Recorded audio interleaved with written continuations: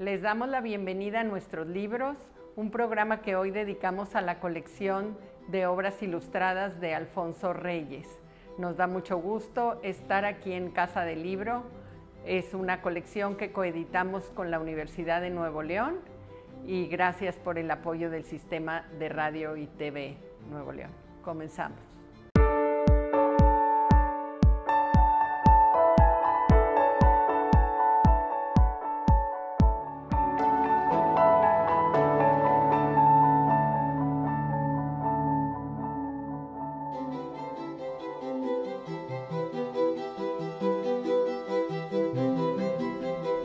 Bienvenido, Toño, qué gusto que estés con nosotros para presentar esta colección que cumple ya 8 años y que cada año en el Festival Alfonsino presentamos una de las obras ilustradas de Reyes, siempre con la colaboración de la Casa del Libro, de publicaciones de la universidad y el fondo editorial, y siempre con un ilustrador. Sí, ha sido agradezco la invitación, Caro, doctora Farías, para hablar de esta colección que hemos ido construyendo durante los últimos 8 años. Digo 8 años porque si bien yo tengo 6 años en la editorial, este proyecto, digamos que su pie empezó cuando se hicieron las versiones de Visión de Anáhuac y también la de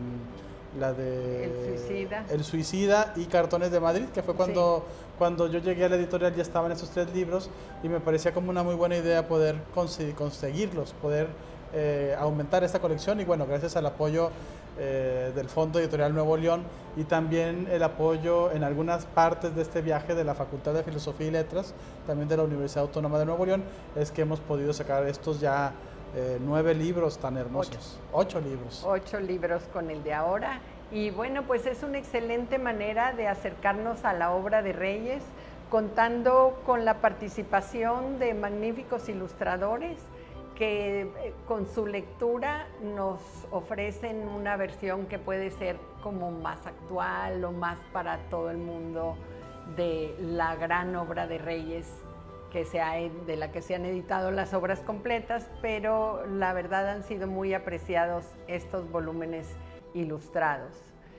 ¿Qué nos cuentas, Toño, de este proceso de ilustrarlos?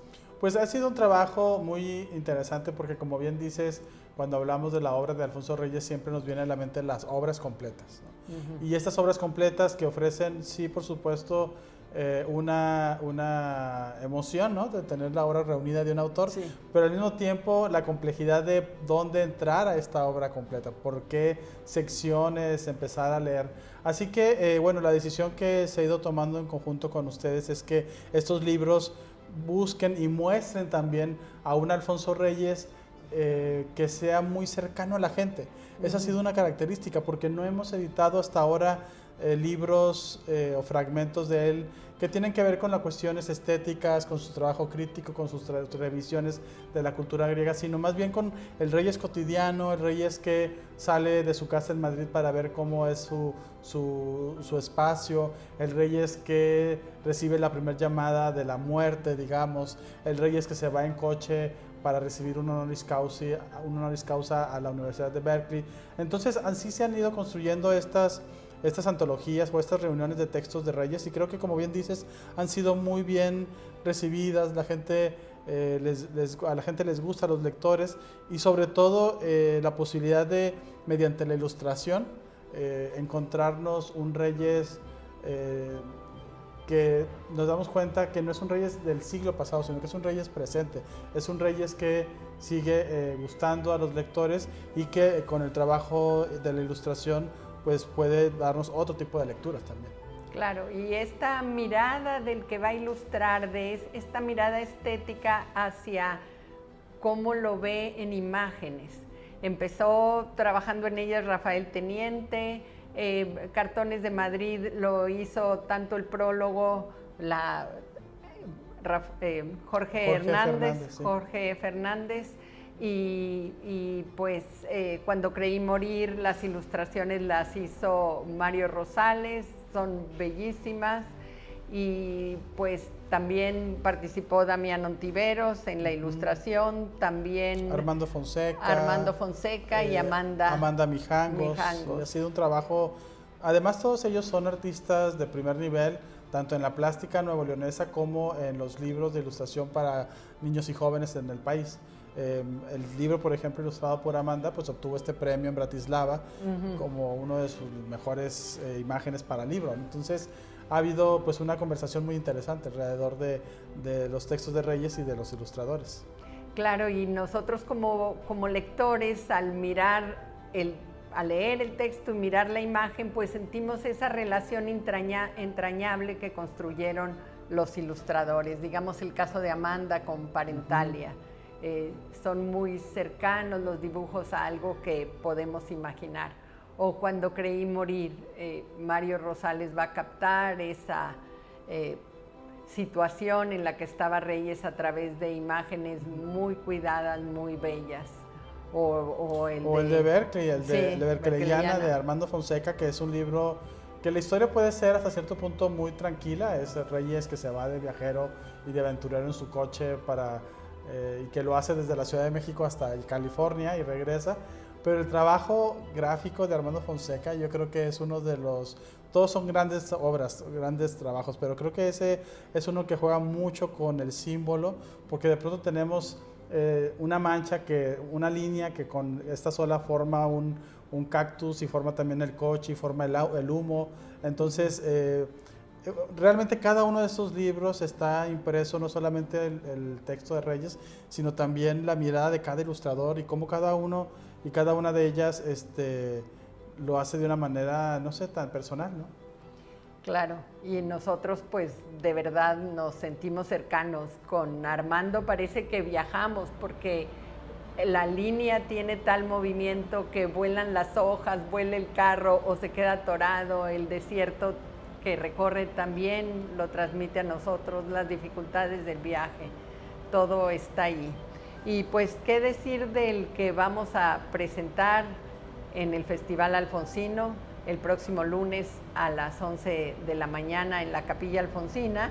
Pues Oración del 9 de febrero, este texto tan sentido que tanto costó a Alfonso Reyes hacer frente a los hechos terribles y que Darío Castillejos capta tan bien en estas imágenes.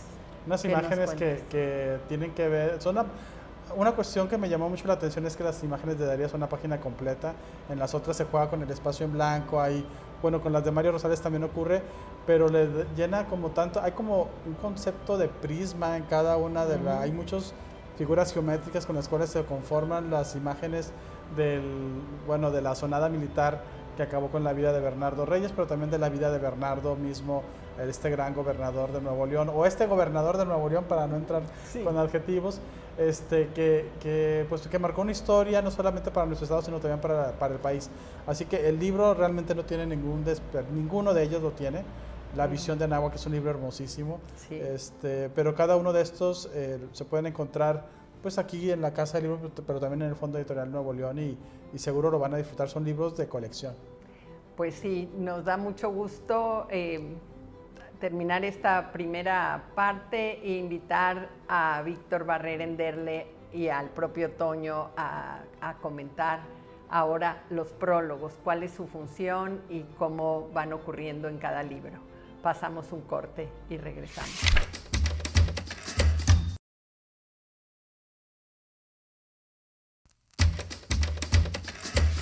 Le damos la bienvenida ahora a Víctor Barrera Enderle, que al igual que Antonio Ramos Revilla, ha escrito prólogos a los libros de la colección de obras ilustradas de Alfonso Reyes. Y queremos pedirles que nos comenten sobre la importancia de estos prólogos para introducir al lector a la obra. Pues, Víctor. Sí, bueno, muchas gracias primero por estar aquí. Ha sido para mí un gran gusto participar en esta colección. Yo siempre he sido un gran defensor de esta idea de bajar a Alfonso Reyes del pedestal, como se dice, es decir, sacarlo de las obras completas y de redistribuirlo y mostrar en obras individuales y, digamos, reenmarcadas en otros lugares la importancia y la vigencia de su obra. Entonces, para mí, participar en la colección Alfonso Reyes fue una experiencia muy gozosa, en particular con Berkeliana, que es un texto que a mí me gusta mucho. Y al hacer el prólogo, bueno, como bien dices, es una invitación, es una entrada.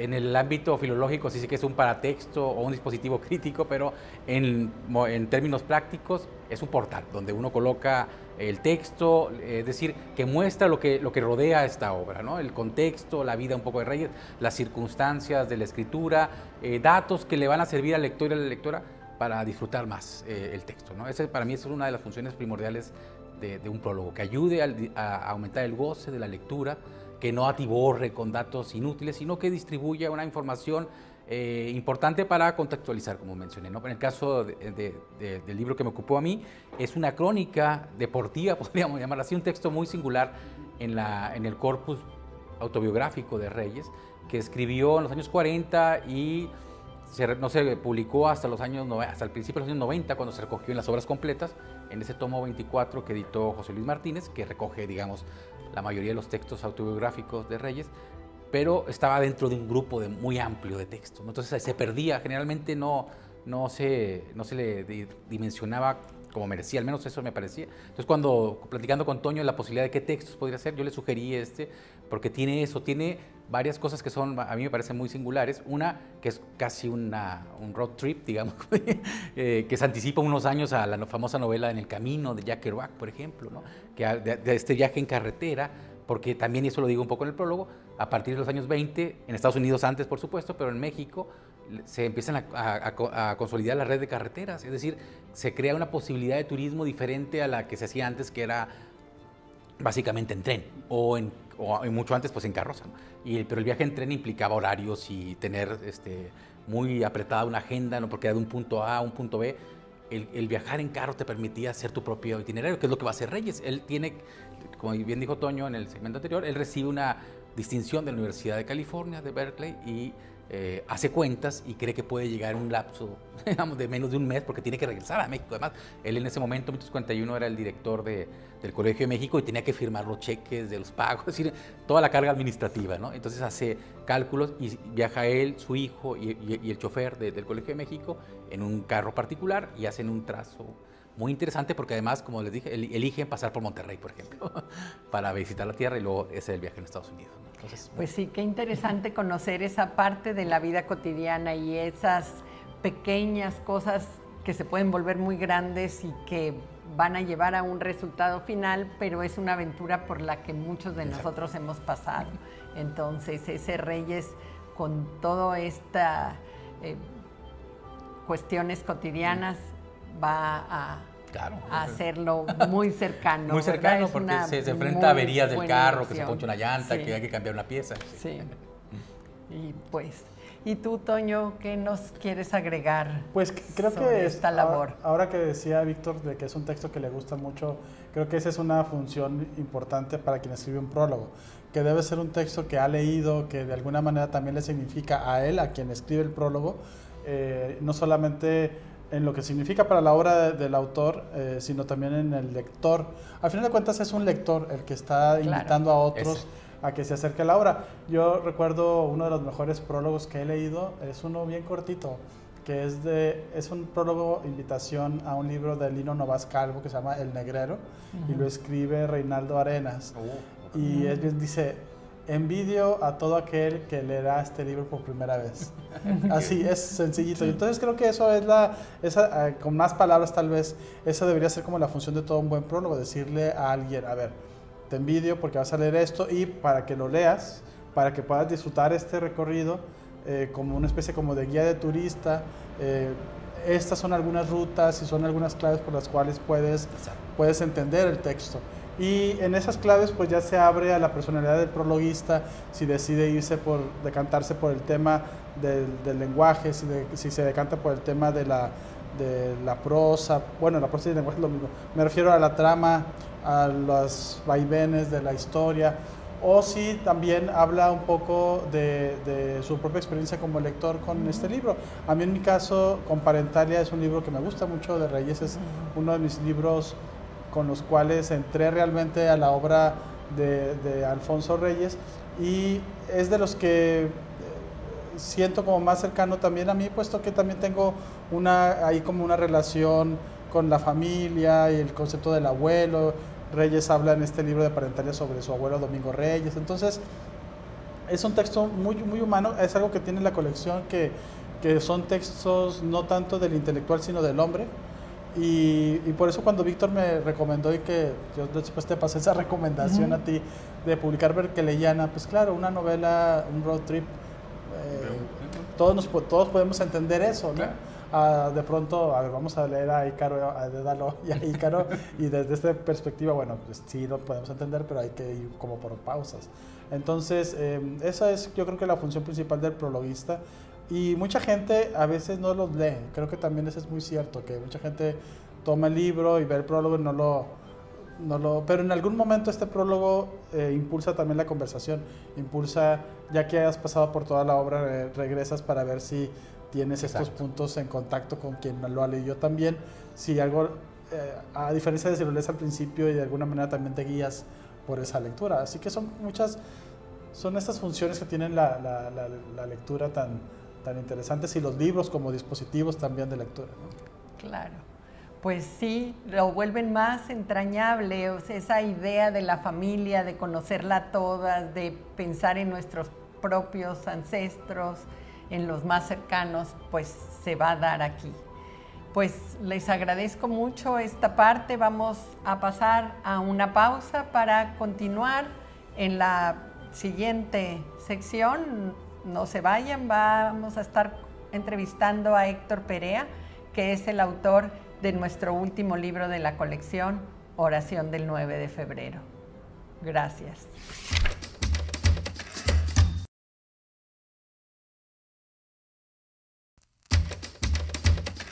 Qué gusto saludarte, Héctor, y darte la bienvenida al programa Nuestros Libros para hablar de este nuevo libro de la colección de Alfonso Reyes, La Oración del 9 de febrero, para el que tú hiciste esta introducción al gran conflicto emocional, a la gran tragedia que enfrentó Alfonso Reyes y cómo pudo expresarla muchos años después. Bueno, gracias por la invitación para hacer el prólogo, puesto que es trabajar alrededor de un material verdaderamente fascinante y tremendo, porque abarca muchos matices, muchos niveles, casi todos de conflicto, pero también muchos de vida cotidiana y de formación personal. Porque no es lo mismo leer la historia a partir de lo que cuentan los historiadores, a partir de documentos o de especulaciones basadas en muchos hechos, a acercarse a esa misma historia que se convierte en otra totalmente distinta a partir de alguien que emocionalmente lo va a sufrir y prácticamente de por vida. A Reyes le cuestan muchos años, después de inventarse un sistema para asimilar todo lo que pasó, prácticamente le cuestan muchos años y prácticamente toda su vida no comprender quizás intelectualmente, pero sí finalmente aceptar lo que pasó, ¿no? Y asimilarlo a su vida.